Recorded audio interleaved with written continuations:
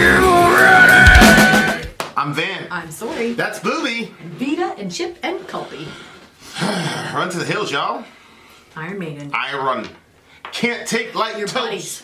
Tote iron. Was told in shootout, stay low and keep firing. Keep extra clips for extra. All right. I think one of these days on the fireside we're gonna have a freestyle contest. Like freestyle battle rap off the top of your head. Does anybody know how to do that on our channel? Well, I don't know. Get a couple of hip hop heads on the channel. We'll see. So I posted. Do you think I'll win? Vinny for the winnie. Look at that. Obviously. Or Vin for the win? Yeah, that's what I always hear. Are you intimidated? Are you intimidated? Oh my gosh. They're intimidated. Anyway, if you want to see behind the scenes, check out my channel, My Sori Life. I posted a video of Sayla telling me her dream. Oh, okay. The video was like, I don't know, 13, 14, somewhere between 13 and 15 minutes long. And I cut out all the extra foolishness that was going on, and the video chopped down to like just over 3 minutes. What do you mean the extra foolishness?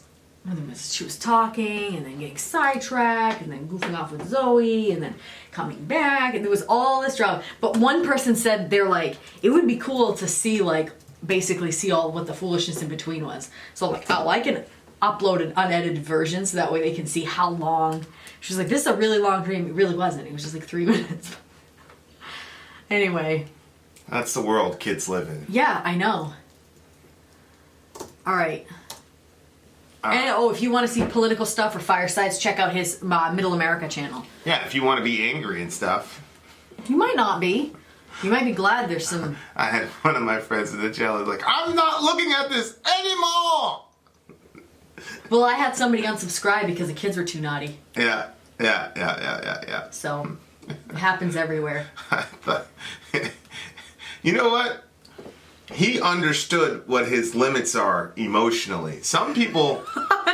I didn't, honest to goodness, I didn't blame him at all. At all. I didn't blame him at all either. I thought it was a very wise, I wouldn't watch decision. half the stuff that goes on around here if I didn't have to either. Right. No, I'm talking about the person that said that to unsub to the Middle American channel. I don't blame them at all. It was very self-aware. Mm-hmm. Yeah. And I think he still wants to kind of like me. Well, he can like you on this channel. Yeah, he can like me on this channel. He doesn't like me on the other channel. Because we don't talk about politics or religion here. Wait, this is metal. We do. We talk about both. Keep the religion out of metal. Black Sabbath, After Forever, Behemoth, any song. All right. Behemoth, any song. Run to the hills. I run Maiden. Let's do it. Go. Is this live? Yes. Yes. I love Maiden.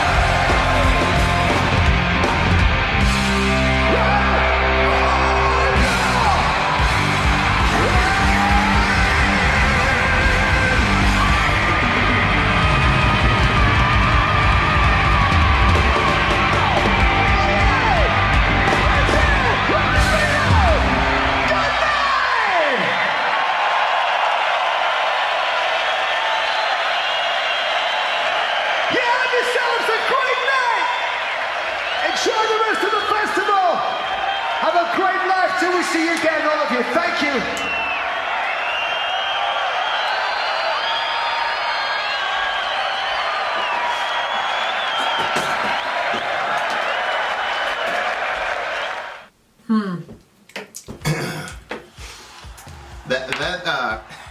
You know, you usually have like the guy sings or the crowd sings, like the Green Day thing. Mm-hmm. He was singing, and they were too, and the crowd was out singing him, and he's amplified. Mm-hmm. That's like, I've never been a part of something like that. I've been in the crowds where people were, you know, the guy goes and everybody goes But I've never been in a situation where dude is singing at the top of his lungs with some pretty expensive amplification, and he's getting drowned out by the simultaneous singing of the collective legion. And again, here's the thing that gets me about Iron Maiden. Iron Maiden is the only band that I constantly see, like only old band that I constantly see teenagers in the crowd who know every word. Mm-hmm. Show me another band like that that constantly has teenagers and they're that old. Allahu Akbar. I mean, I don't know. I don't always watch, but you're right. Did you even see there was one black guy in the crowd? Oh yeah, he was doing this thing. He was singing it. That's right. We have found to be disagreeable, to raise hell on the earth, and disagreeable to live within peace. That's about the white man. Shout out to Deacon Haka and all the racist bastards over there. The few of you that saw that little excursion there know what I'm talking about. Whew. Y'all some wicked people, Willa. Actually, we got that ancestry thing. I know. So that's what I was thinking. Eventually, inshallah, I gotta check into it and make sure that I can do it when I'm pregnant. That your pregnancy won't mess anything up? Yeah. Okay. I want a legit thing. I don't want anything that's gonna make it any bit confusing. Ryan's gonna go there and mess everything up for you. Well, I don't know because, like, it probably doesn't, but the baby is its own separate thing, like, you know what I mean? Right. And so he's got genes from you and me. Right. So I don't know if his genes will mess with mine. Right. We gotta talk to Alec. Alec, is this gonna mess with our ancestry thing? Yeah, well, if it comes back and says you're Jamaican, we'll be able to call him. That or your mom will have some explaining to do. You never know. Yeah, you know what's weird about this song? Like, it was like happy sounding, but it was really terrible what was happening. Evil shit.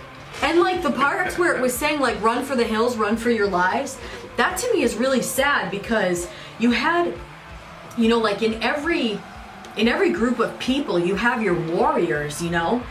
And so like the warriors can go out there and fight the white man that's coming with superior weapons, or he can run to the hills with the rest of them and hope that they can survive over there. But you know, like, you know, you have to, like, I think about, like, there must be stories, you know what I mean, of like, because you always see, again, I don't know, I'm going by movies, but like you see like the different rituals and stuff that that they go from being a boy to becoming a man, and what they have to accomplish in that stage. Right. You know, and so they've accomplished these great feats, they become a man, they become maybe a great warrior within their thing, but nobody can fight a bullet. Nope. You know, the weapons that the white people came were far superior, and I thought it was really terrible when it said they were giving them alcohol and taking their gold. You know, and it reminded me, remember when they gave them the blankets that were all diseased? Smallpox. Yeah. Yeah. How, I don't understand, like, I know we're Christians and the human nature and that people are evil, like people do evil things. A lot of the people that were doing this shit were Christians. Yeah, that's true. It's just so sad. Like, how can you do that? You know, they had the divine mandate to inherit the world by killing these people. Manifest destiny. You know what I mean? But I hear you, and they but that's the thing, like, these guys didn't just take it by just brute force. There was a lot of skill and cunning and whatever. Raping, it said. Well, I mean, that's, but I'm saying, like, I'm saying that the way that they took over wasn't just brute force and overwhelming power. Yeah. It was a lot of conniving, a lot of psychological operations and things like that. That, you know, that's a whole different level of warfare. You know, and to me, a whole different level of evil. I mean, yeah, I don't know. I'm not sure that. I think war is hell, and you know, it's whoever has whatever better strategy. You know, it's not like you know, we were watching that thing where the Africans were selling other people from the continent of Africa into slavery, right? And of course that's oversimplistic to say because Africa is a continent, so it's not as simple as saying, well, Africans sold Africa into slavery. Right. Mm-hmm. But it just speaks to the human nature, right? To where it just depends on what side of history you're on. So for example, the irony, for example, of people who are mad at Mexican invaders and calling Mexicans invaders. I know. Who are the sons of people who dispossessed the sons of the the fathers of these people. Yes. So it just depends. And then of course it's like, well, yeah, I never did that. But it's like, yeah, but you're a beneficiary of the people that did that. So it's like, you know. But at the end of the day, it just comes down to human nature, and that people have short memories when it's convenient, and conversely, people have long memories when it's convenient. Right. You know what I mean? It's just at the end of the you know, Kellen Dross and I constantly have this disagreement. He's probably gonna do it again. But like, I can't understand how anybody can look at the history of humanity and not believe in the doctrine of original sin. Oh well, I know. Yeah. It's unbelievable to me because it's not like Native Americans or First Nation peoples were living in complete peace and harmony until white people showed up. Right. Right. It's not like there's no raping and pillaging happened before white people showed up. Yeah. They were just like, you know, it's like Dances with Wolves. Everybody was just chilling, happy, and you know, no, like people were killing each other. It's funny, like we're watching this show and it's a post-apocalyptic thing. Well, we're done. We're not done because there's another season. Oh. It's a post-apocalyptic show, and there's this one major crisis that happens, and so because of this major crisis, people have to band together. Yeah. But then as the show progresses, the crisis becomes kind of like a prop, and once again, you have to deal with the human beings who are screwing everything up. Yeah. And so to me, it's just like, you know, and some of this is like being fresh from that discussion with the Black Israelites, you know, where, you know, it became very popular in the late 50s, early 60s, you know, Elijah Muhammad and all these other guys. And you had Marcus Garvey, and you had, later on, you had Malcolm, you had Dr. King, you had Farrakhan. And so, like, there was like this cadre, there was this movement that was happening in Detroit and New York and things like that. And it's like,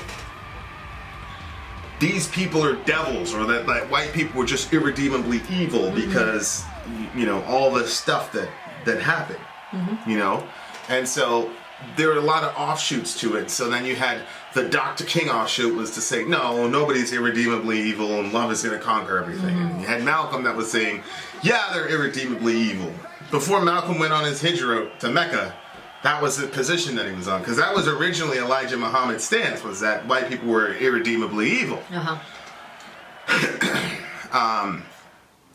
then, you know, out of that milieu comes this whole doctrine of Black Israelites, and black people and Native American are the real Israelites. Was it Naphtali? I think is the Native American First Nations people, or the tribe of Naphtali and whatever.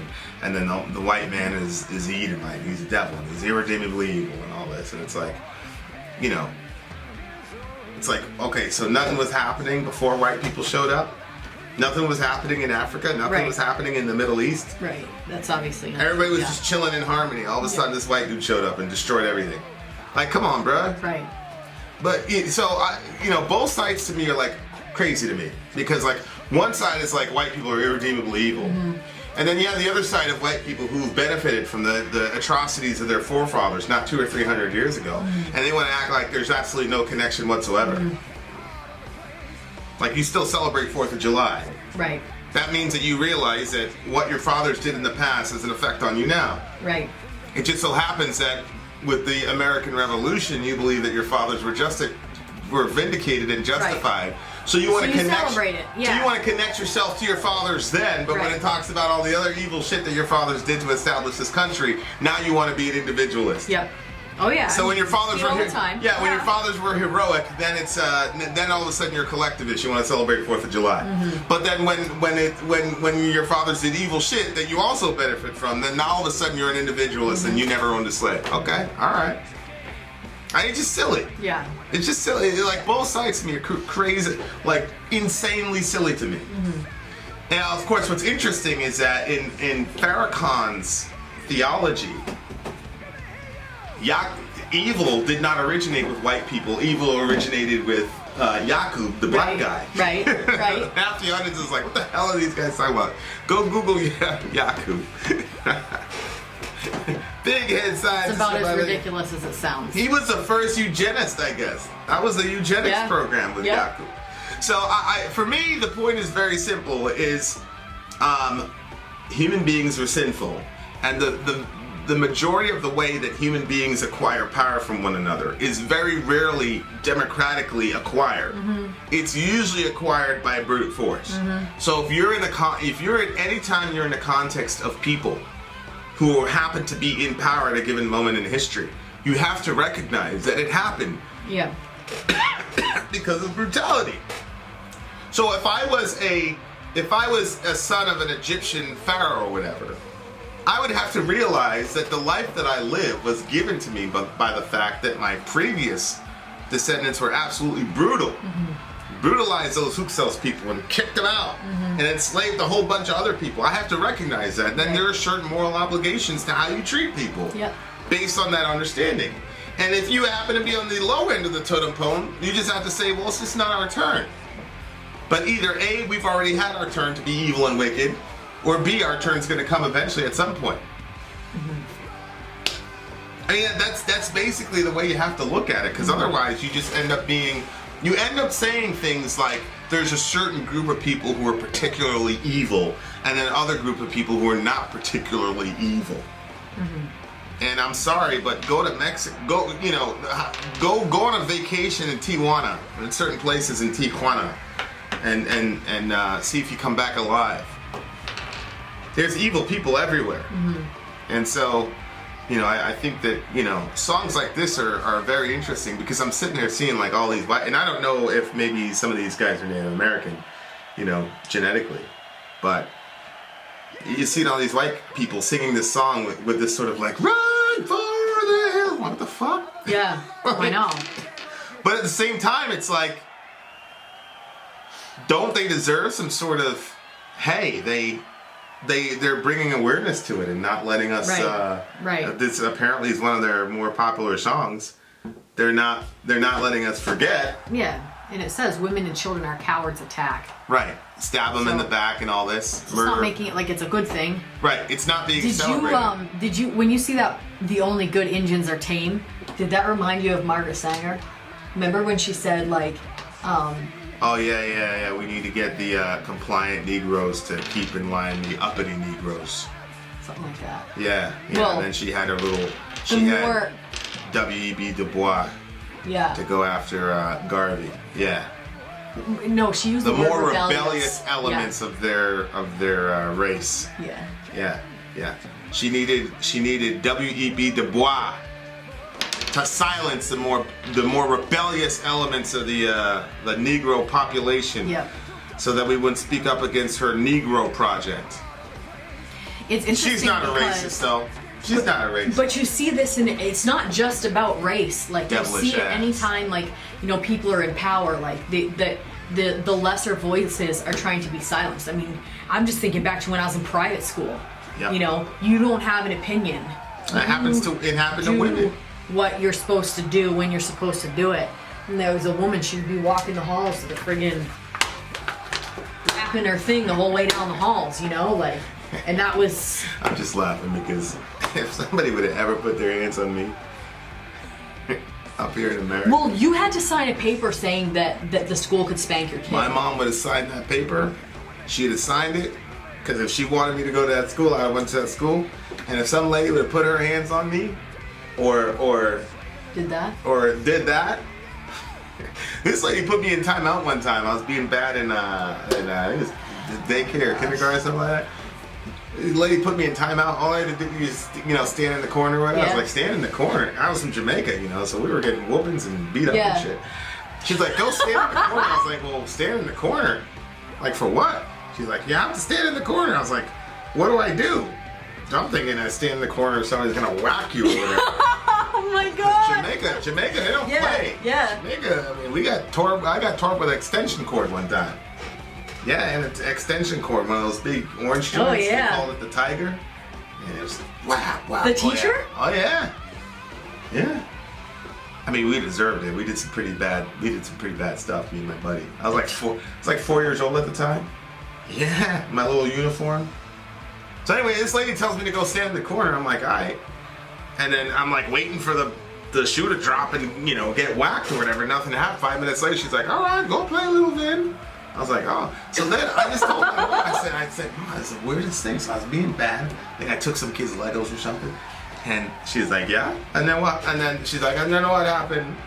And I said, well, I guess, what they do up here is they take you to a corner and you just have to look at the corner.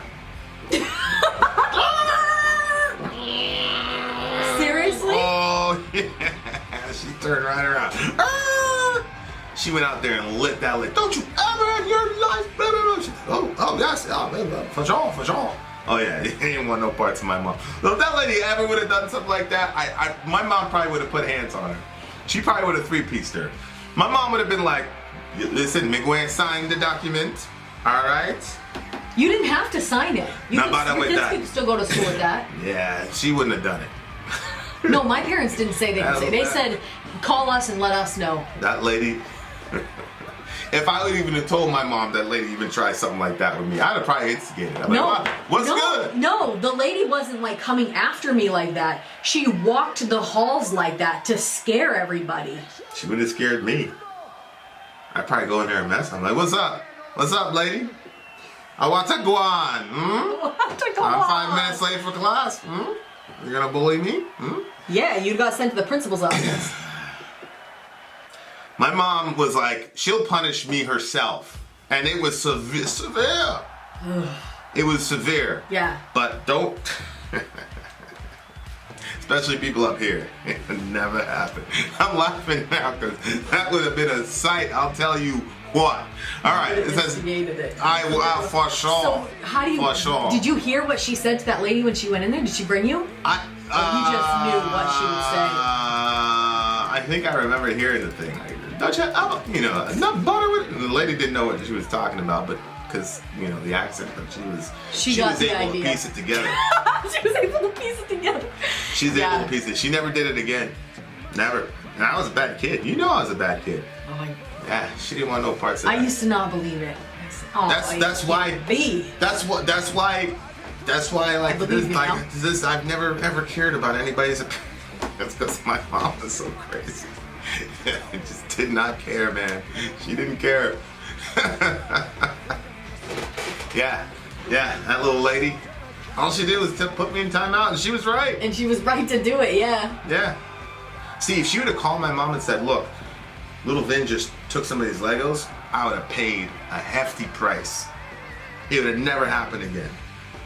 But that little timeout, and I wasn't even complaining. I was just shocked. I'm like, yo, I thought because you were saying. Yeah, I was like, I thought I was gonna get a spanking, Mom. And then she said, well, what's happened? And I was like, well, they take you in a corner away, and she said, away from the children. Away from the children. I said, yeah. She's like, should separate you from the children. This has nothing to do whatsoever with Iron Maiden. Rate the song. Shout out to my mom. Oh man, 9? Like between an 8.5 and 9. Yeah, it's. I'm still trying to figure out how I feel about people being happy about singing this song. But I think ultimately what it comes down to is that it's the human experience, man. And you can't tell me that, and this is gonna, yeah, I'm not gonna say that. It's just a human experience. And I think that, you know, music has a way of simultaneously addressing painful situations and making them not as painful as they should be. And I don't think that that's necessarily a bad thing. I'm not sure if it's always a good thing, but I'm not sure that it's necessarily a bad thing in this particular situation. Because at some point, we've got to be able to find some way to balance out recognizing that wrong was done, at the same time recognizing the necessity to move forward. And who gets to define what move forward is, I have no freaking clue. But we got to figure it out. So the way that I judge stuff like this, I'm like, okay, is this more, or does this help toward figuring out, or does this impede us figuring out? And I think it helps, because it was very, very explicit that it was wrong in the song. So there you are. All right. Well, yeah, even like verse 1 is coming from the perspective of the soldiers, and they're saying their own women and children. Our cowards attack. So it's like coming from our cowards, not our. Women and children are cowards attack. What does that mean then? Well, I'm assuming it's because they're running. So. This is them talking. Yeah. This is the soldiers fighting them at their own game. Murder for freedom, the stab in the back, women and children are cowards attack. Yeah. I just think it's talking about the crazy justifications that people use to commit atrocities. Okay. Murder for freedom. Yeah. Oh, the reason you're killing these people is for your freedom, huh? You know, so I just think it's reflecting the twisted logic of an oppressive, evil person. What do you give the song? I already gave it. What'd you give it? 8.7. I'm gonna go in the middle of the two. I thought you gave it a 9. No, I gave it an 8.5. Then I gave it a 9, then an 8.5. So I'm just gonna go in the middle. 8.7. So I'm gonna give it a 9.3. Oh, to okay. cancel out your bad. You shouldn't do that. That's your bad thing. You should just give it what you give it. But I'm going to. So, and there's nothing that can be done. What are you gonna do? Oh wait, you don't care what my opinion is? You gonna put me in a corner? I might. Hmm? I might. Vin out. Sorry, out. Gone. Till that queen,